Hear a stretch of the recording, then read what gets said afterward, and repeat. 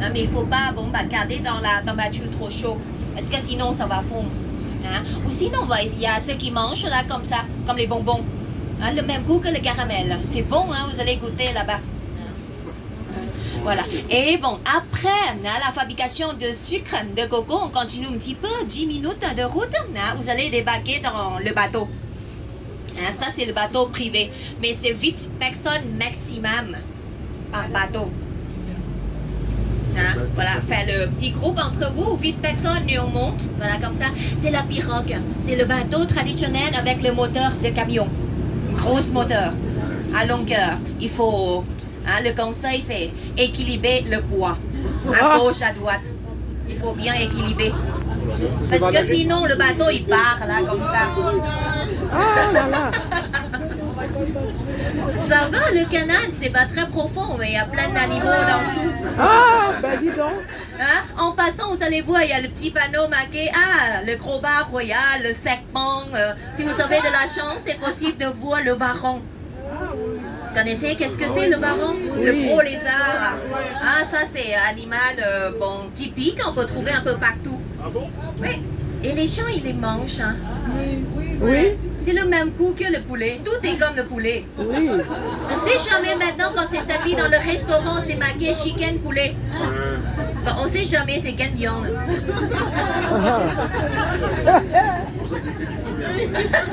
Puis c'est le poulet ou Un du poulet, bar, c'est la viande la plus mangée ici en Thaïlande. Voilà. On ne sait pas si c'est le poulet. Voilà. Bon, c'est bien de côté. Parce que ici on mange presque tout. Hein. Ouais, ben oui. Mais bon, un peu moins que les Chinois. Les Chinois, ils mangent tout quand ils trouvent. Il y a 4 pastos, la table et la chaise. Voilà. Et bon, comme en Thaïlande, il y a pas mal de Thaïlandais qui ont l'origine chinoise. Bon, imaginez. Ils mangent tout. Les insectes. Vous allez écouter demain soir. Dégustation des insectes grillés. C'est trop bon. Voilà. Chaque fois, on dit non, je goûte pas. Et bon, une fois, ils ont commencé, ils s'arrêtent pas. Hein. Surtout, pour les débutants, on commence par les verres de bambou. Ouais, ben oui, c'est bon ça. Plein de protéines. Oui. Mais le meilleur, c'est la sauterelle. La sauterelle, oui, c'est oui. le top. Je connais. On a Oui. commencé par verre de bambou, continué avec verre à soir, les riquets, les cigales et fini par la sauterelle. Et chez vous, vous mangez aussi des grenouilles, des cuisses, que des cuisses. On est plus fort que vous, on mange tout en entier. Vous allez goûter demain soir, des grenouilles en entier. Trop bon! Et bon, quand vous aurez goûté ça, quand vous allez retourner chez vous, vous n'allez pas manger que des cuisses. Tout se mange. Voilà. L'escargot, il mange la coquille. Non, l'escargot, on ne mange pas les coquilles quand même. Oui, mais on mange aussi les escargots ici. Ouais. Ça ne nous fait pas choquer. Bon, comme on sait que les Français, ils mangent les escargots. Non, ici, on en mange aussi. Le rat, oui. Mais c'est le rat dans les rizières. C'est le rat qui mange le riz, la taille comme ça. C'est comme le poulet. Oui, c'est le même coup. Mais ça nous fait choquer parce que, c'est pas très longtemps, on vient de savoir que les Français, vous mangez le lapin. Oui. Oh là, lapin, c'est comme le chat, c'est mimi. Ouais, on mange pas ici. On a expression chasser le lapin, mais on les mange pas. Voilà. Chasser le lapin pour les hommes, pour faire pipi. Cueillir des fleurs pour les femmes. Aujourd'hui, si quelqu'un veut aller aux toilettes, vous me dites, je veux bien chasser le lapin pour cueillir des fleurs. Voilà. Parce que quand on dit, moi je veux faire pipi, non, c'est pas poli, ça se dit pas. Il faut expression, cueillir des fleurs, voilà. Un gros lapin, un bouquet de fleurs. Voilà, débarquez dans le bateau et c'est le bateau qui vous emmène jusqu'au marché flottant. Quand on arrive là-bas, en fait, le bateau, c'est le bateau traditionnel avec le moteur. Et avec le moteur comme ça, on n'a pas le droit de traverser au milieu de marché flottant. Parce que imaginez, il y a les vendeuses avec les bateaux sans moteur. Quand on passe avec les fumées, ça, surtout avec la nourriture. Hein, ça va chaîner un petit peu les vendeurs-vendeuses. Normalement, c'est interdit les bateaux avec les moteurs de traverser au milieu du marché. Bon, on va débarquer à côté et après, on y va à pied. Hein, juste à côté. Hein, faire voir qu'est-ce qu'il y a dans le marché flottant. Mais bon, même si c'est dire interdit le bateau avec le moteur de traverser, il y a quand même ceux qui n'écoutent pas. Et vous allez voir les fumées, ça rentre dans la nourriture des huileries. Ah, c'est horrible. Hein, il ne faut pas faire ça.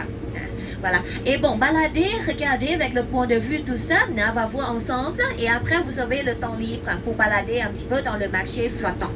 Il y a un petit peu de tout. Si vous allez, bon, par exemple, au bord de l'eau, là, vous allez voir, c'est plutôt la nourriture, des fruits, tout ça.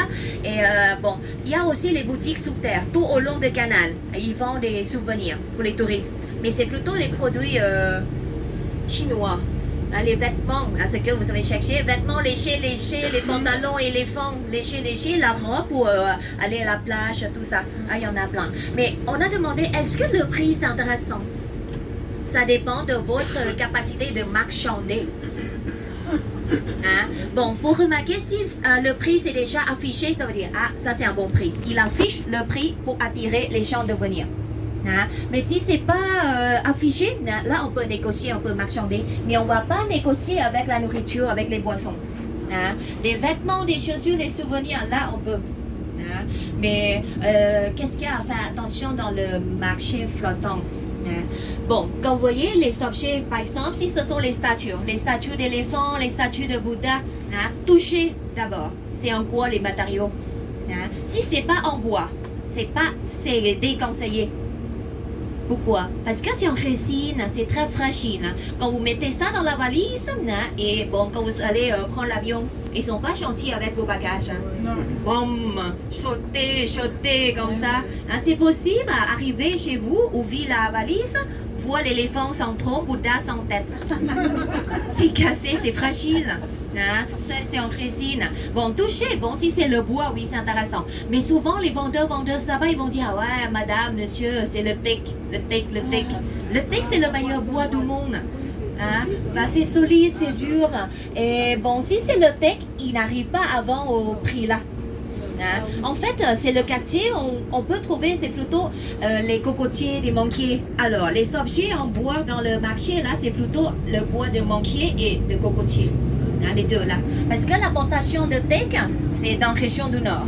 Quand on passe avec Chiang Mai, vous allez voir dans la montagne, dans la forêt, il n'y a que ça, que les teck. Les teck partout. Voilà, ici, c'est pas ça. Oh là, la circulation.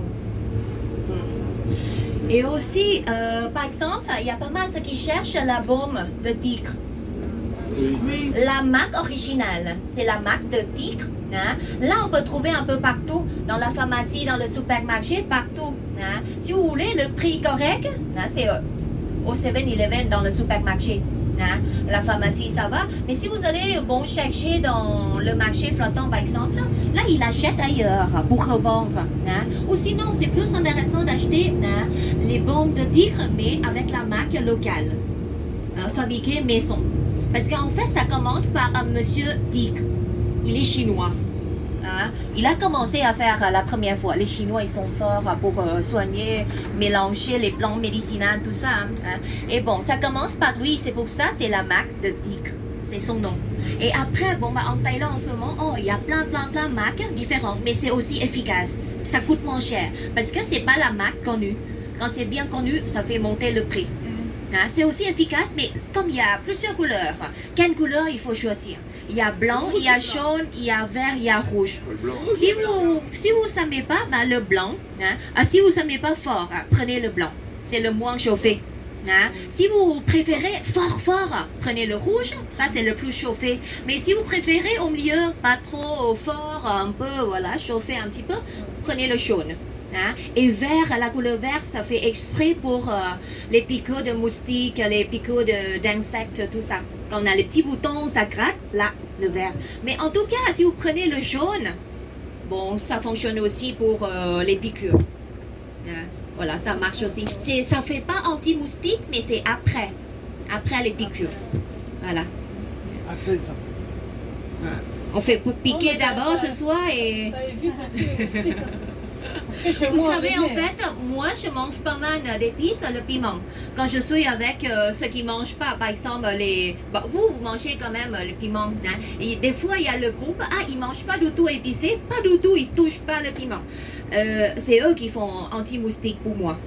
Parce que les moustiques, quand on transpire, ceux qui mangent beaucoup d'épices, les animaux, ils sentent les épices. Et ils n'aiment pas. Hein? Mais bon, par rapport à ceux qui ne mangent pas du tout d'épices, les moustiques ici, ils préfèrent du fromage, du vin. Ouais. J'aime bien les Français. C'est vrai. Mais c'est vrai, chaque fois que je suis dans le groupe et qu'ils ne mangent pas du tout d'épices, j'ai pas besoin de mettre produit anti-moustique. C'est eux, ils vont choisir plutôt eux. Ouais, mais quand je suis tout seul, quand ils n'ont pas de choix, quand même, ils me piquent quand même, comme ils n'ont pas de choix. Mais c'est vrai, hein? Voilà. Bon, après la visite de marché flottant, on continue un petit peu, compter presque 2 heures de route cet après-midi, aller vers le restaurant. Le restaurant, il se trouve à côté du pont de la rivière Kwai. On traverse la province à visiter le pont de la rivière Kwai avec l'histoire de la Seconde Guerre mondiale, le chemin de fer de la mort. Et on va balader dans le train sur le chemin de fer de la mort. Ça fait peur, hein? Ouais. Oh, la mort, c'est pour tout le monde. Bon, mais quand même, c'est pas bientôt. On connaît pas le jour. Voilà, la petite balade dans le train qui permet de voir un petit peu la vie dans la campagne. Surtout en ce moment, le train va prendre. C'est l'heure où les enfants ils ont fini l'école. Il y a les enfants qui portent l'uniforme qui vont venir monter avec nous dans le train quand on passe devant une école. Ils prennent le train pour venir à l'école et pour retourner le soir. Le dernier train de la journée, c'est à 15h30. Ça va dire, là, on va faire le timing. Il ne faut pas qu'on rate le train.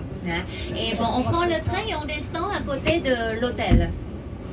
Après le train, comptez à peu près 25 minutes voilà, de la gare pour aller avec notre hôtel. L'hôtel, c'est dans la jungle, c'est les bungalows. On passe juste une nuit. Mais cet hôtel, il y a la piscine. Piscine, pour ceux qui ont les pieds gonflés, on va se baigner dans la piscine. Et je conseille, si ça gonfle, buvez. Ça peut aider. Mais normalement, vous ne buvez pas assez. Boire, il faut boire. Même si vous n'avez pas soif, mais il faut boire. Que de l'eau, hein. Voilà, pas l'alcool. Tout est fait à base de l'eau. Bon, aujourd'hui, on va découvrir de plus en plus la Thaïlande. Hier, on a vu un petit peu, mais là, aujourd'hui, on va approcher la vie, surtout dans la campagne. Regardez comment ils vivent, tout ça.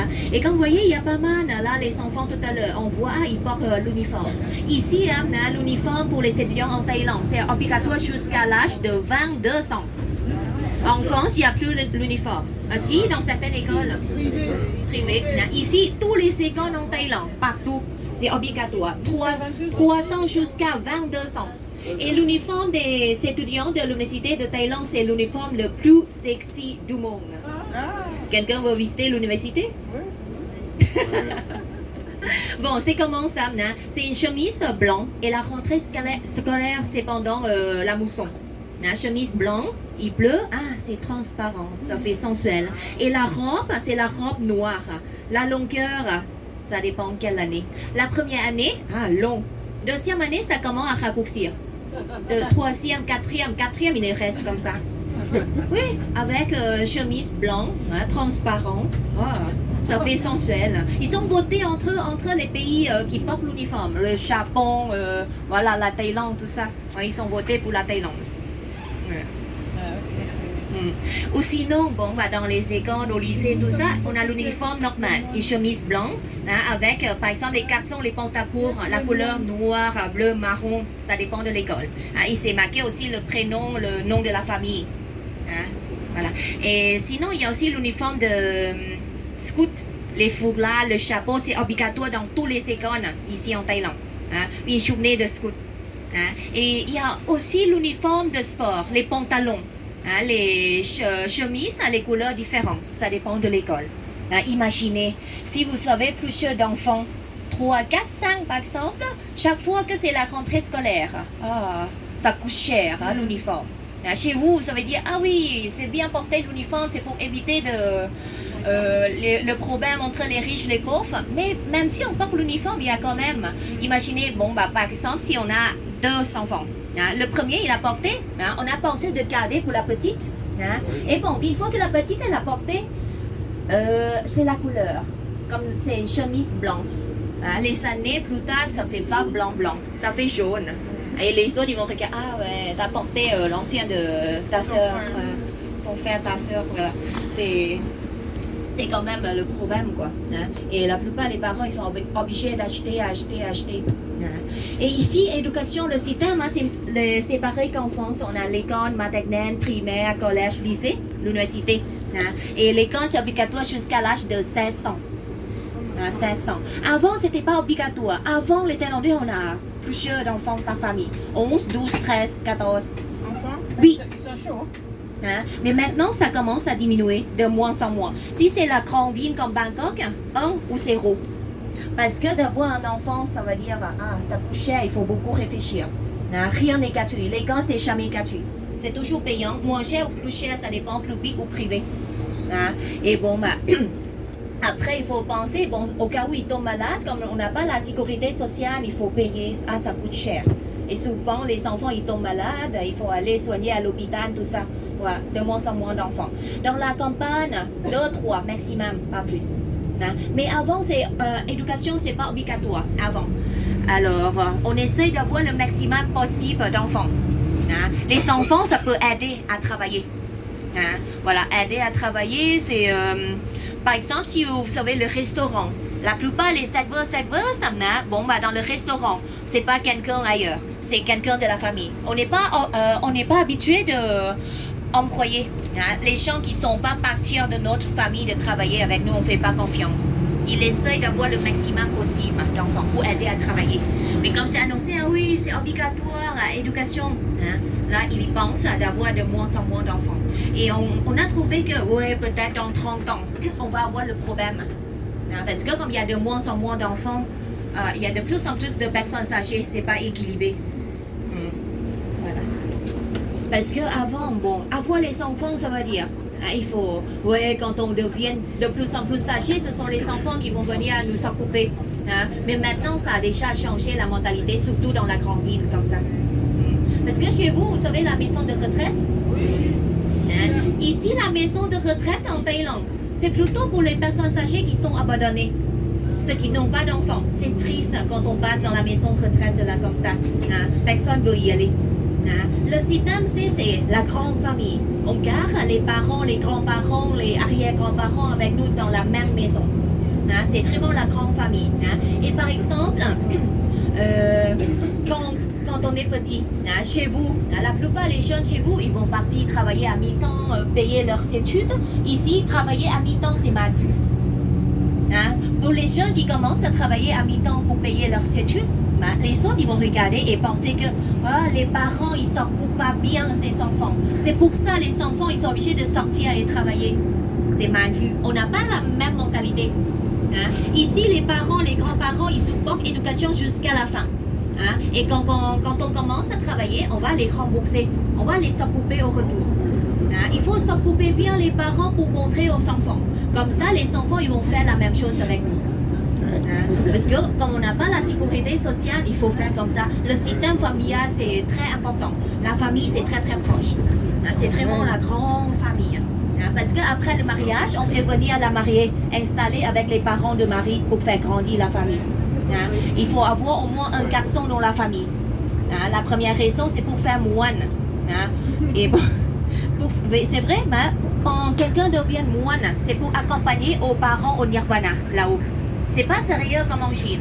Hein? Mais c'est aussi important d'avoir au moins un garçon dans la famille. Hein?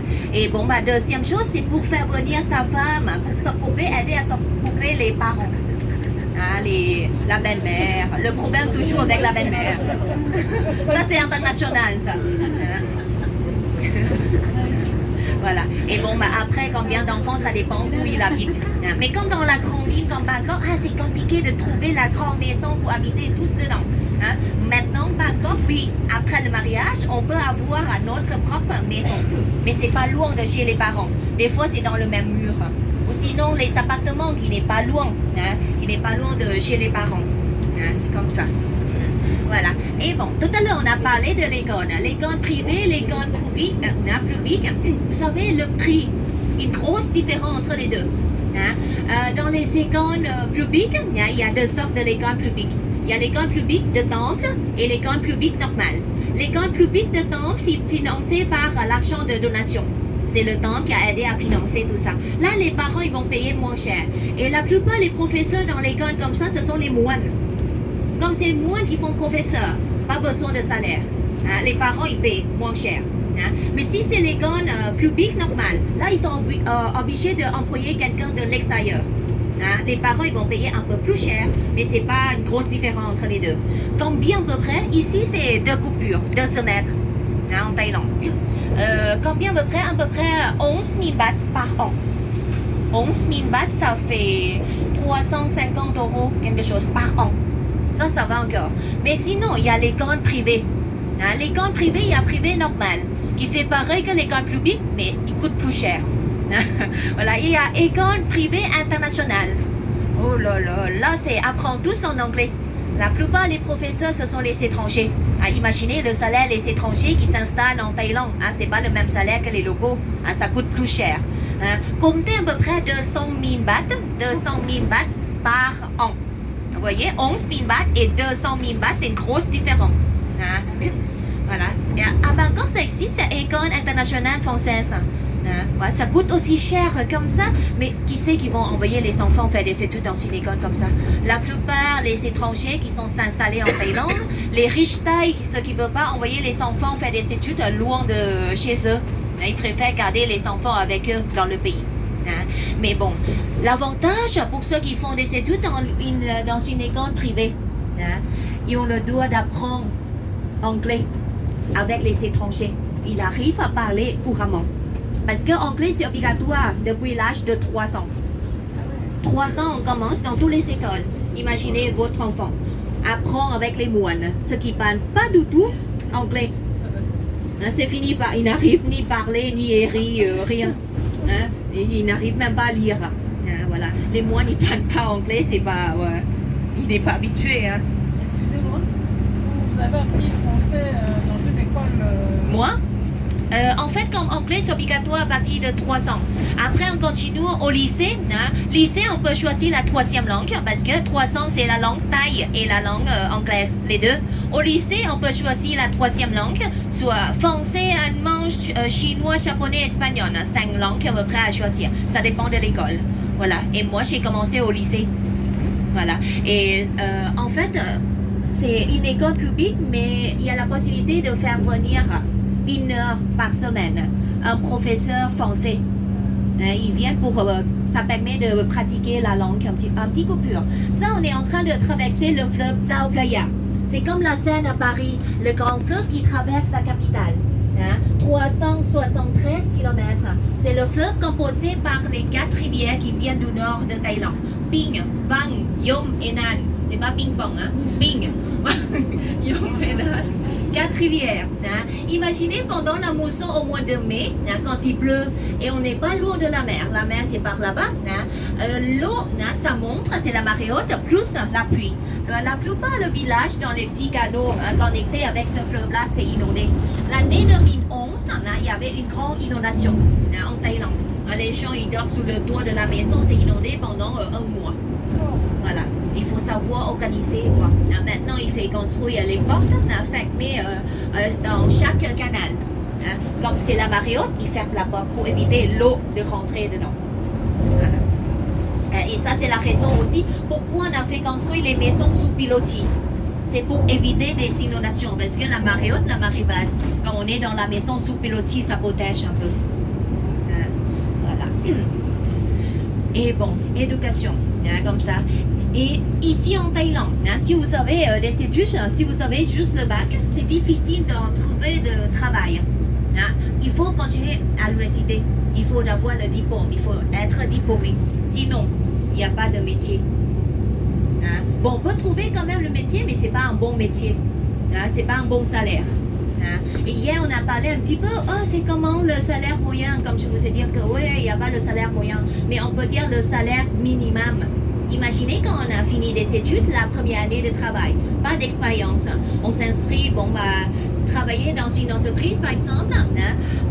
Le salaire minimum fixé par l'État pour certains métiers, c'est à partir de 15 000 bahts, 450 € par mois. Oh, est-ce qu'on peut vivre avec cette somme-là? Normalement, si on est tout seul, c'est difficile de vivre avec le salaire comme ça. Mais ici, n'oubliez pas, c'est la grande famille. Les parents, ils supportent encore. La première année de travail, on habite encore avec les parents. Les parents, on n'a pas besoin de payer pour le logement. Le matin, le soir, on mange avec les parents. Les parents, ils s'occupent de tout. On paye à manger juste à midi. Que ça. Bon, ça va encore. Mais après, les années plus tard, ça va monter, le salaire. Élevé. Mais là, il y a aussi des métiers où ils ne touchent pas le salaire minimum. Ils touchent moins, ils gagnent moins que ça. Par exemple, vous voyez, à l'accueil de l'hôtel, ceux qui travaillent à l'accueil, son salaire, c'est 9 000 bahts. Ce n'est pas 15 000 bahts. Le minimum fixé par l'État, c'est 15 000 bahts, 450 €. Mais eux, son salaire, c'est que 9 000 bahts. Dans tous les hôtels, c'est comme ça. Mais après, il y a la commission par rapport à la haute saison, la basse saison. Par exemple, pendant la haute saison, la revenu de l'hôtel, ça a monté. Il y a beaucoup de clients. Eux, ils travaillent plus parce qu'il y a plus de monde. Comme ils travaillent plus, l'hôtel, chaque hôtel, il va partager par exemple 10% de la revenu à tous les employés. C'est possible, oui, ça va monter jusqu'à 30 000 bahts, 35 000 bahts. Ça dépend de l'hôtel. Surtout ceux qui travaillent dans les hôtels 4 étoiles, 5 étoiles, là, c'est possible de monter jusqu'à 40 000 bahts. Voilà, 1050 €, quelque chose. Voilà. Et sinon, on a aussi les hôtesses de l'air. Un tout petit salaire. Après, ça dépend de combien d'heures de vol, combien de kilomètres, la distance, tout ça. Mais le salaire, c'est tout petit comme ça. Là, c'est ceux qui sont salariés en Thaïlande. Ou sinon, ceux qui gagnent 15 000 bahts, c'est plutôt ceux qui s'installent dans les entreprises, la tour opérateur pour les touristes, tout ça. Là, le salaire, ça commence à partir de 450 €. Chez vous, le salaire minimum, c'est 1100 € à peu près. Est-ce qu'on vit bien avec 1100 €? À Paris, je pense que non. Mais avec le banlieue, est-ce que c'est possible? Parce que ce que je vois, c'est qu'il y a pas mal les Français qui viennent s'installer en Thaïlande. Surtout les retraités. Par exemple, les retraités, quand ils touchent juste 1 000 €, voilà, ils vivent moyennement en France, ils viennent vivre comme le roi en Thaïlande. Mais pas Bangkok. Bangkok, la vie, c'est quand même cher. Ils sortent, monter. S'ils préfèrent la montagne, ils vont monter avec Chiang Rai, Chiang Mai, il fait moins chaud. Mais s'ils préfèrent la plage, la mer, ils vont descendre avec le sud. On a le visa de retraite maintenant. Ça permet les étrangers de venir passer la retraite en Thaïlande. Voilà. Et chez vous, quand il fait froid, il neige, il fait trop froid, ils ne supportent pas le froid. Ils viennent chercher le soleil ici. Il y a tout le temps le soleil. Les Thaïlandaises. Non, mais des fois, ils sont venus en couple. Trouver la maison installée, mais ils ne peuvent pas acheter le terrain. Ici, on a la loi pour protéger notre terrain. C'est que les Thaïlandais, nationalité thaï, qui ont le droit d'acheter. Les étrangers, ils peuvent juste louer, pas acheter. Mais louer, signer le contrat, louer pendant 99 ans. C'est presque 99 ans, on va partir avant. Surtout, le grand problème en ce moment, la plupart des Chinois, comme ils n'ont pas le droit d'acheter, ils viennent louer, signer le contrat 99 ans et faire construire les hôtels, faire construire les restos, les boutiques, tout ça, ça va nous faire peur. Parce que même en France, ça a déjà commencé, le château, les vignes. Maintenant, ce qui est marrant, ce sont les Chinois qui fabriquent le vin pour les Français. Vous pouvez le vin chinois là. Voilà, ils commencent parce qu'ils ne vivent pas bien dans leur pays. Ils commencent à sortir et installer de plus en plus ici, les Chinois. Voilà, on est sorti de Bangkok.